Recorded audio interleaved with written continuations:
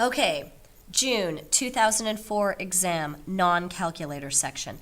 This is the third time that I've done this, and the first two videos didn't work, which is why my solutions are already written down, and I didn't have any more copies, so you'll have to bear with me. First question is number 11. It wanted to know how many times -2 was a 0. Now it doesn't give an option for never, so it has to work once. So I put -2 outside. Careful, there was no x value, so I had to hold a place value of 0. And then I began the multiplying adding process, and it worked. So for sure, it went in once. So I start again. This time, my quotient, x cubed plus 3x squared plus x minus 2, becomes the top row of my next box. Multiply, add again, it worked again, so we have a multiplicity of 2.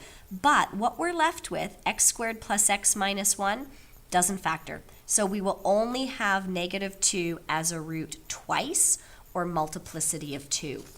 Question number 12 wanted to know the equation of this odd degree polynomial. Arms go different ways. That has to be an odd degree. It's going from 2 to 4, which meant we needed a negative in front, hence the box.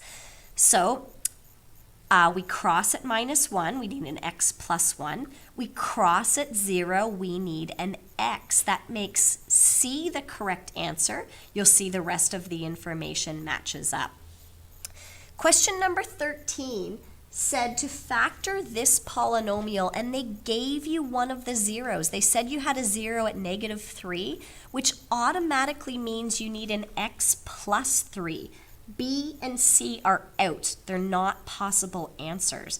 Now here's something else you can do to make your work easier. Note that x is a GCF, so you're not doing a 4th degree polynomial, you're doing a 3rd degree polynomial.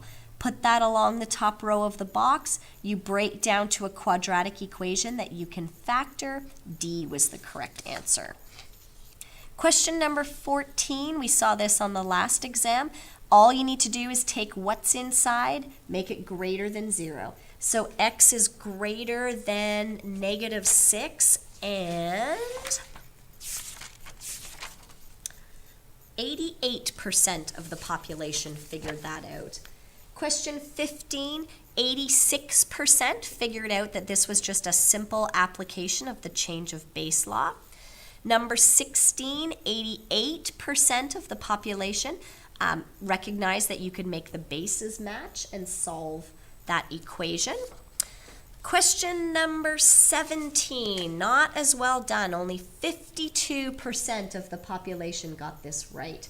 You're applying a log to a division. So log of the numerator minus log of the denominator.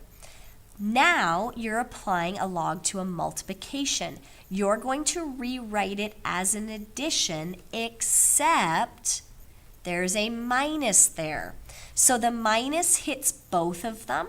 The 3 drops down in front, making C the correct answer. I would suspect a lot of people missed the impact of that negative.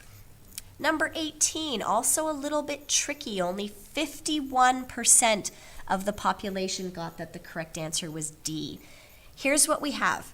A base 3 exponential function. So this is what a regular base 3 exponential function looks like. But I want a y-intercept at 5 and an asymptote at -4. So in order for the asymptote to drop down to -4, we have to go down 4. So that made a silly answer, but all of these guys are still in the running.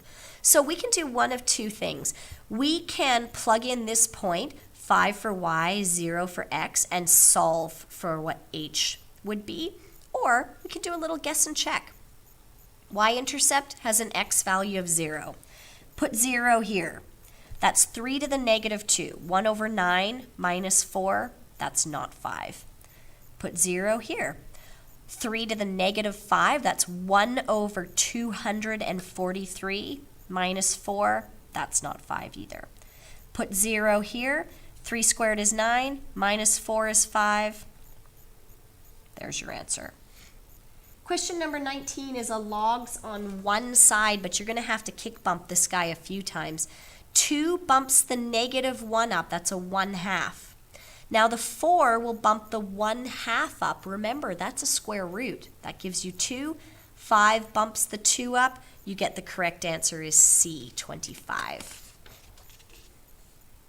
Next question was number 26. Okay, so you were given this range and this transformation.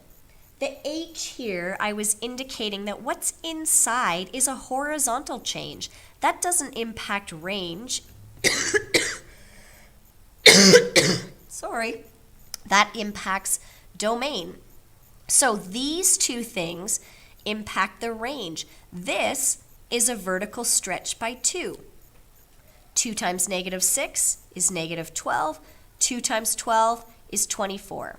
This drops them down 3, making A the correct answer. Here's hoping it worked that time.